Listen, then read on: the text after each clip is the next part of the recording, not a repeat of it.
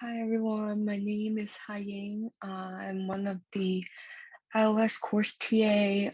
Today I'm giving a guest lecture on persistence, more specifically persistent using user defaults.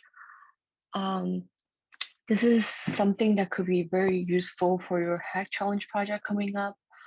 When I took the iOS course, when I did my hack challenge, this is something that I used in my project to add this feature where you can save your favorites.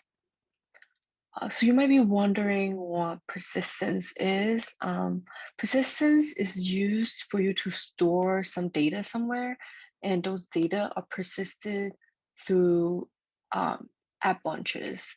So with the project you've worked on in the past, you probably know that every time you make some change and you restart the app, all the changes are gone. So if you use persistence, your changes could be kept. And user default is something that you could use to store data locally on your phone. And the definition of persistence given by Apple is an interface to the user's default database where you stored key value pairs persistently across launchers of your app. So, like what I was saying before, you're saving some data on your phone, and those data is stored as key value pairs, and those data will be kept every time you launch your phone.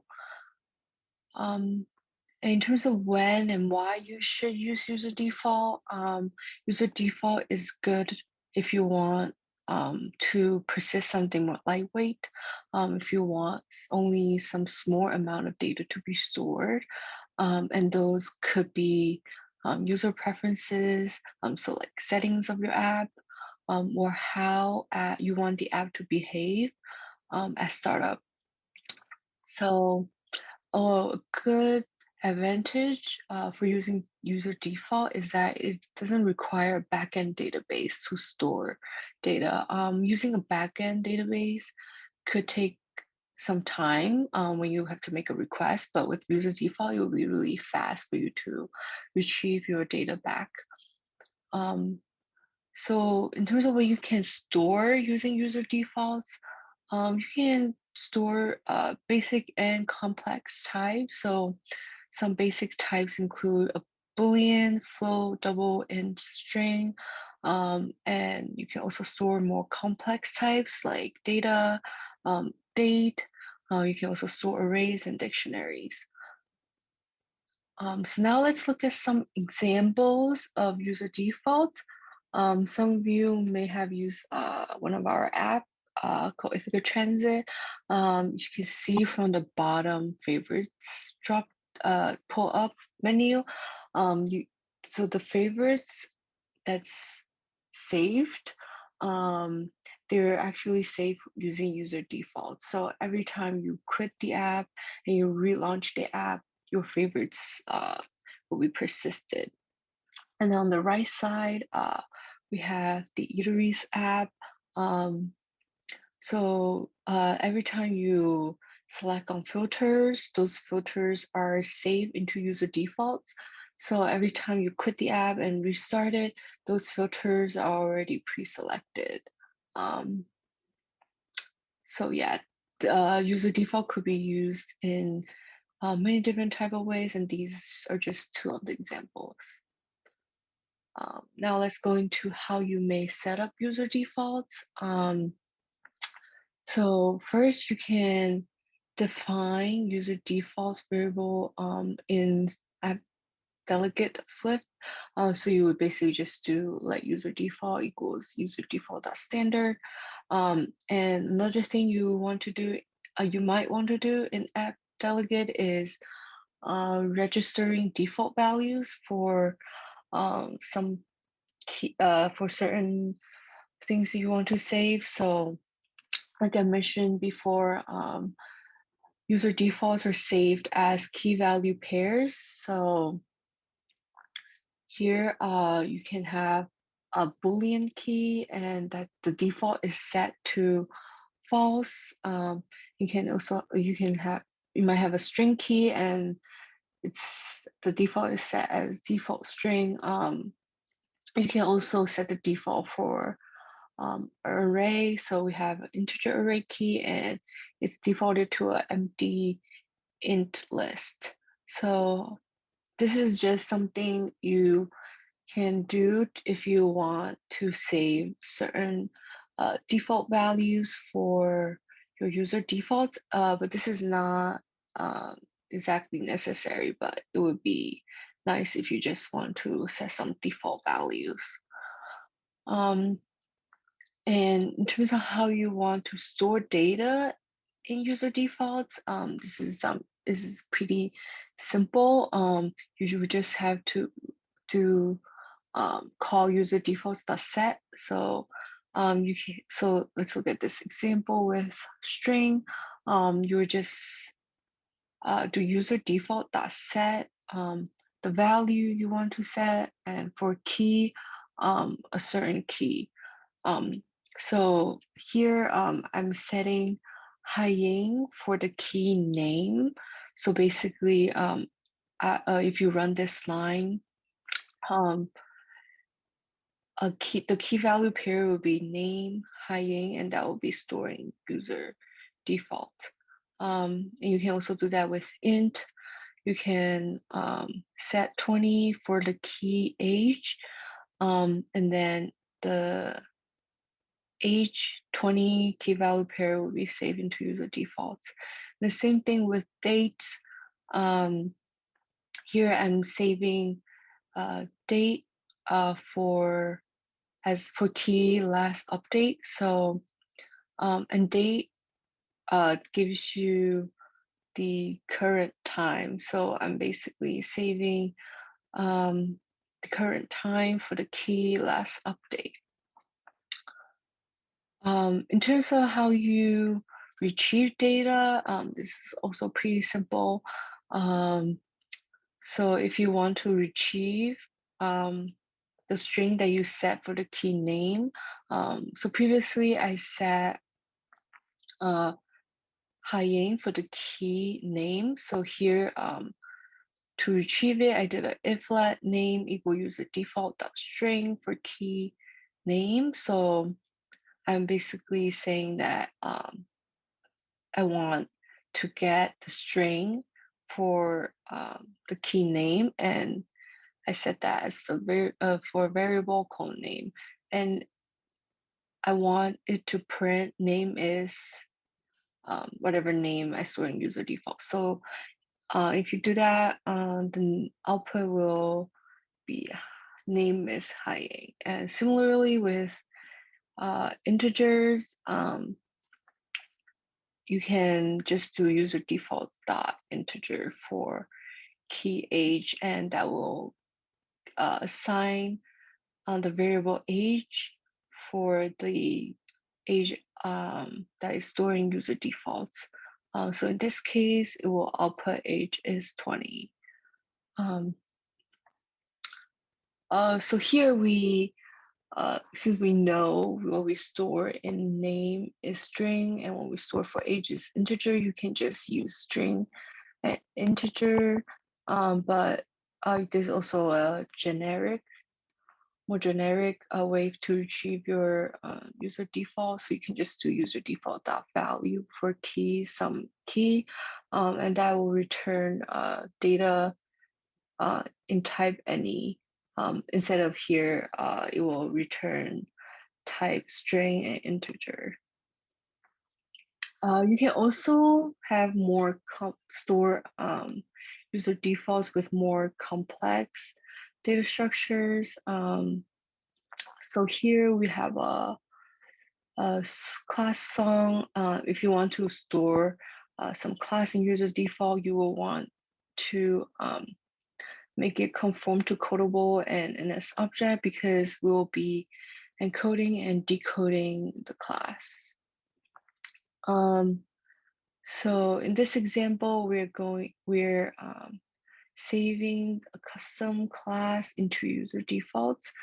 So first, you may want to register a default for your song array.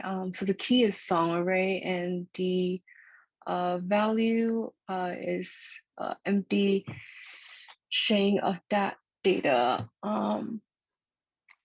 So first, you want to encode your song so that can be stored in user default. So here you just so very similar to what you guys did for networking. So you first encode the song list object. So you encode the songs, and then you set a user default the encoded object for the key song array. And when you want to retrieve those songs from user default, you just use a decoder. So we use user defaults data for some key. So the key previously we set was song array, so you would just retrieve the data for the key song array, and once you retrieve that data, you use the decoder to decode the song list you previously stored. In the next part, I'll be giving a demo on how you can use user defaults in an app. Okay, now let's dive into the demo. In this demo, I'm going to show how you can use user default to save a user's name and their favorite song. So on the simulator on the right side, this is the completed demo. This is basically an app. It's very similar to what you have done for your project. So just a list of songs, but now there's like this high label on the top. There's also some buttons where you can favorite some songs. So if you select on them, so these are like songs to your favorites. There's also like the settings page, and you can change the name. So let's try changing it to and we can save. After save, you can see like the name on the home screen changes. And now let's try to quit this app.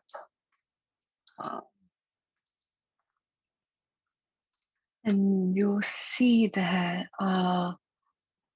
the alarm stayed there even though we restarted the app, and all the favorite songs there also saved.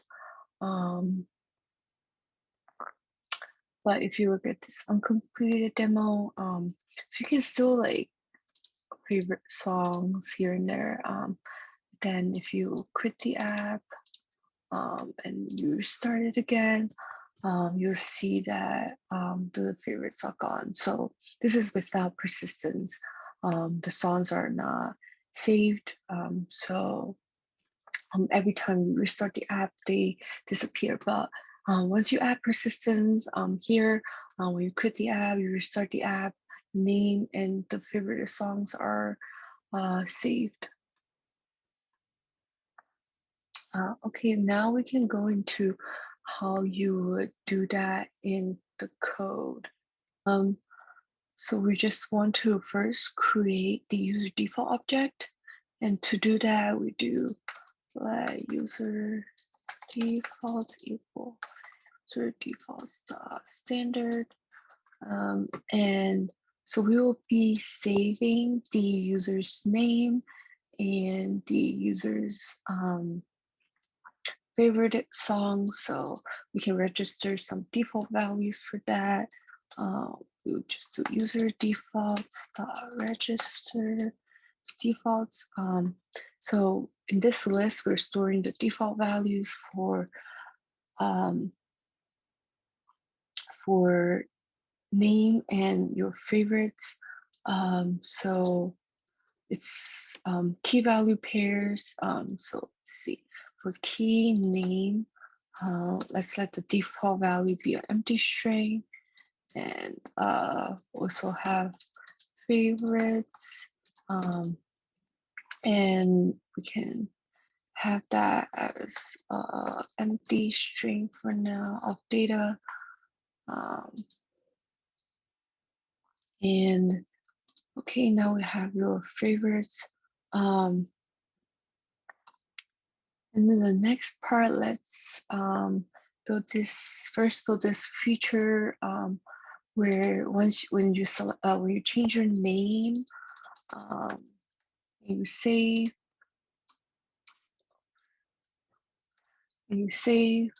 it brings back to your home and with an updated name. And when you create your app, restart your app, the name stays there. So let's do that for now. So in this demo, there's a settings view controller. So just the screen right here has a name label, a text field. So first,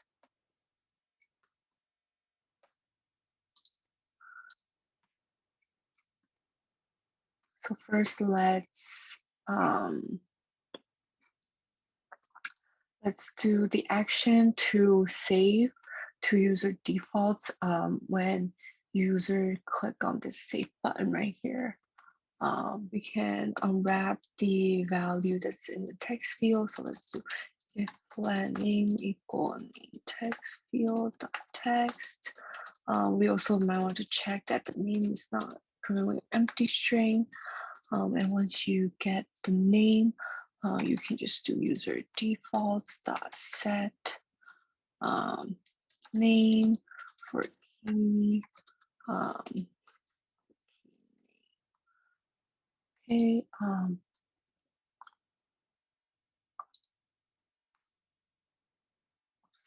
Should be the lowercase u. And so this should save to user defaults, whatever name you put in this text field for the key name. And for the next part, so once we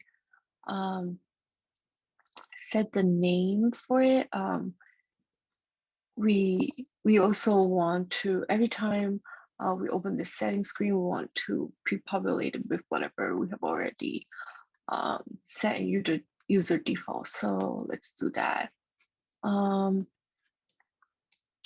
So if that name, we want to unwrap the name in case there's it's not storing user defaults. So user defaults string. So we know that we've stored a string, so we can just do the string for key name.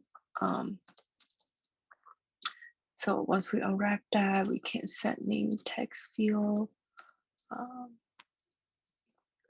Text equals name. Okay. So you may notice that so we're like for the key, we're just doing the name string name. So in some cases, you might misspell one of them, and this could just break the thing. Might not work how you want it to be. So a good practice would be, instead of using a string here, we can store it as a constant. So good practice is to create this constant file, and you can add certain constants into this. So for example, let's do the names. We can do static name equals string name. Let's also do that for favorites right now, since we're gonna use that in the later. So in settings, instead of putting in the string name, you can just do constants dot name. So and here you can also just do constants dot name. So this is good, so you don't misspell anything. And since we already set them here, we can go back to app delegate. We don't need to just say the name here. We can just do constants dot name. In here, we can just do constants dot favorite. And yeah, this is just a good practice to do. And let's test that out to see if we're able to save and pre-populate the text field with the name that was changed. So let's see, let's try name Haiying. Oops, it keeps auto-correcting my name. And then let's click save and then we go back. Yeah, so this worked. We populated with the name that's saved in user default. We can try quit, reopen. You can see that Haiying is still here. So this worked. And the next thing we want to do is, as you can see, we go back to home, like the name is not updated here. So we can try fixing that. So let's go to view controller. We want to do the updating the name in view did appear. So you guys are probably familiar with view did load already. So view did load is call every time the view loads. And view did appear is called every time the view appears. So yeah, it's pretty self-explanatory by the name. But one good thing is if you go to settings and you go back, view did appear is called again on this view controller, but not view did load. So view did load is only called once when the view loads, but view did appear is called every time the view appears. So what we can do is update the name for this high label in view did load. So every time you go to settings and go back, it will this function is called so we can do the update. So we can, like every time we did, we can unwrap the name in user default. So let name user default dot string for key. So now we can just use constants dot name. And then, so if there is a name in user default, and let's make sure that it's also not empty string. So yeah, so we can set high labels text name, actually to be high name. And if there isn't a name where it's empty string, we can just say hi. Also, let's get rid of the setting the text in view did load. Now let's try again and see if that worked.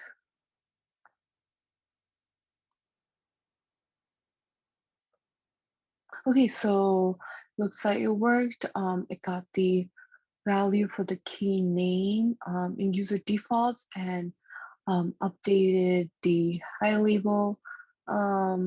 So let's try quitting the app, opening the app, it's still there. We can try changing the name to say and we save and look, it updated the value here. This is because again, view did appear is called again, so it did the update. And go back. No, I'm still there. Quit the app. Reopen the app. It's still there. So, yeah, this is very useful if you want to just keep some small data in your settings and persist it through app launches. So now let's go into doing something more complex. So I'm going to show how you can do this interaction where if you favorite some songs and you unfavorite them, and you quit the app, and restart, those songs are saved. So let's do that in our demo. Like I mentioned in lecture before, if you want to save a certain custom class into user defaults, you have to conform the class to NS object and codable. So here we have a song class that has ID, name, artist, album, image name is favorite, basically like what was done in your project. But here there's also this favorite thing. So this variable keep track of whether the song has been favorited. And if you look at the playlist class, if the song is favorited, we change the image, whether it's filled heart or empty heart, based on whether the song is favorited.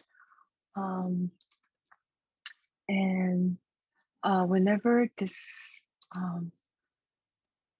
button is tapped, we use a delegation function.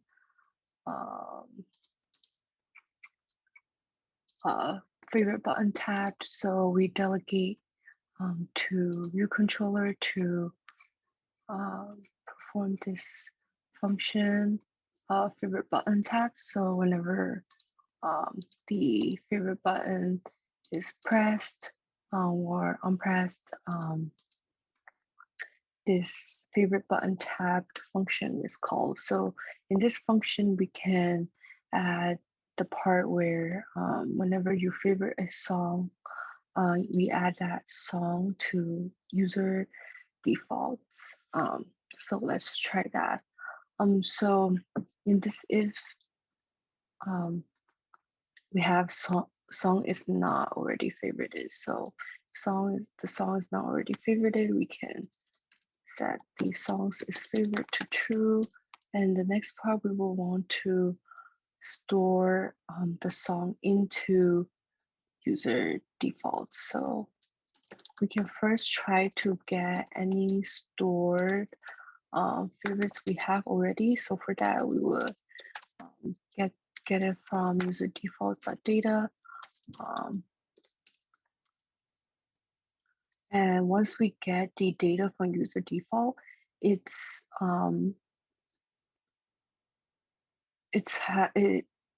will need to decode the data to be in song array. Oh, so here we don't have a decoder yet, so we will need to define a decoder. So we can do that in the app delegate. So we also need an encoder to encode the favorites. Let's do that. To define the encoder and decoder.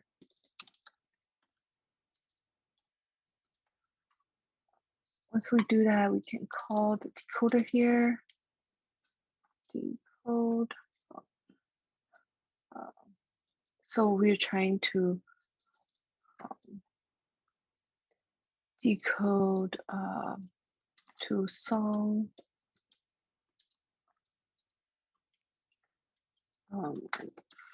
We decode that from or store favorites, and if we once we get those favorites, we can append the currently selected song into those favorites.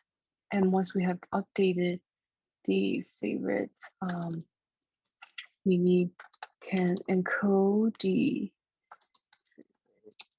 to be stored.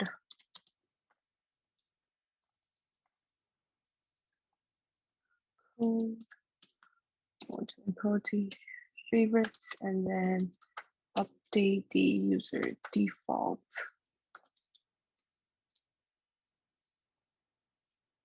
Favorites. And the key is favorites on the constant. So this will be run if we already have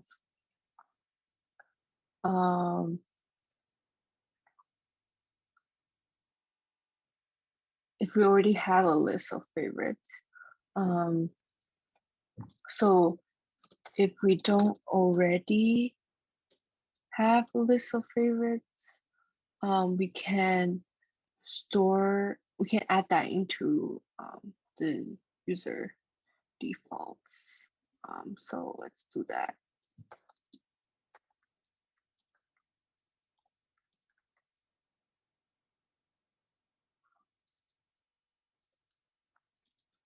First, so now if we don't already have favorites, this would just be a list with the current song. And now let's try encoding the favorites.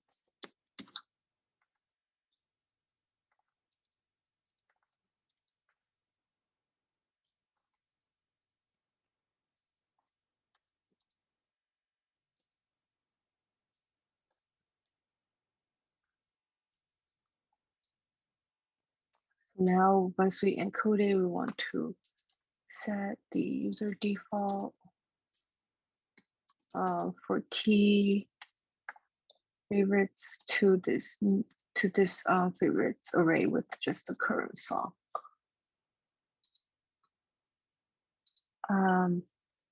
And this is what will be run whenever the song hasn't been favorited.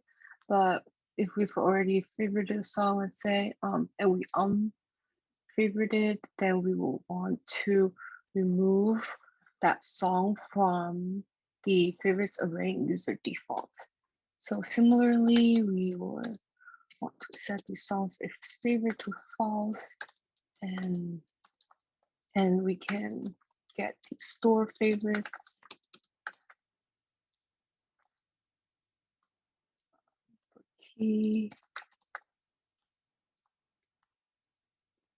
and let's decode that.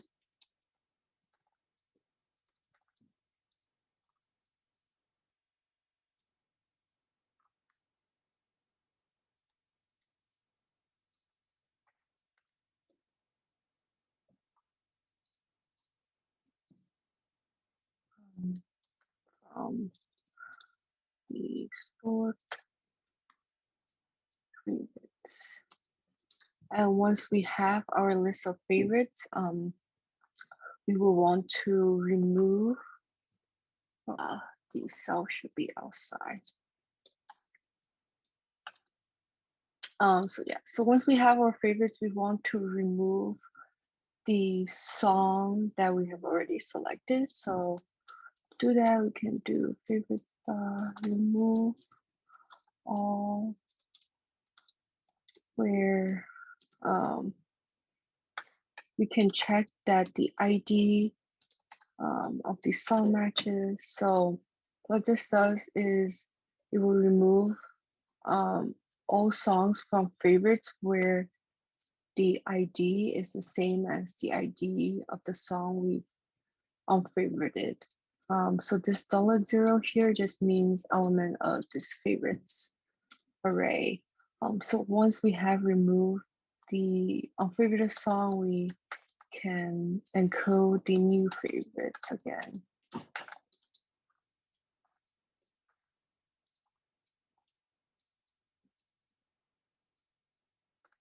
And put it back in user defaults.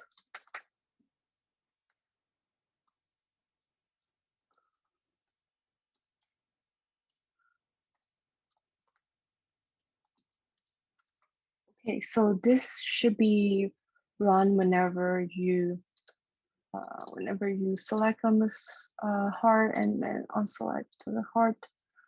So let's see what happens. So here we can favorite the first 3 songs. Let's try quitting the app, opening the app. You can see that the songs are not selected. So this is because we didn't really do anything to look at the favorited songs in the user default and make the songs button to be filled. So let's do that now. So what we can do is we want to retrieve the list of songs that we favorited in user defaults and um, make those songs is favorite to true, because you can see like here our default value for its favorite is false. So whenever we will be getting these favorite songs from user defaults and setting the songs that are in user defaults is favorite to true. So first, let's get all these store favorites. We have user defaults. So similarly, just get the data from user default for key favorites.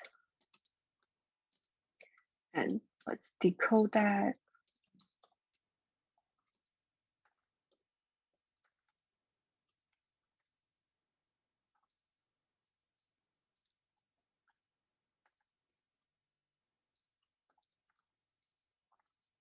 So once we decode that, we can look at all the songs in the songs list we have here.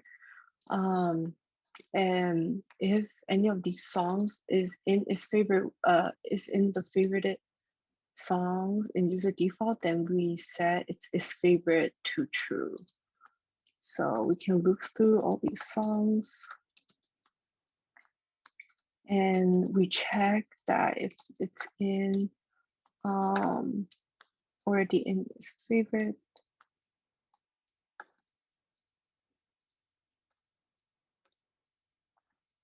So it's already, so this just checks that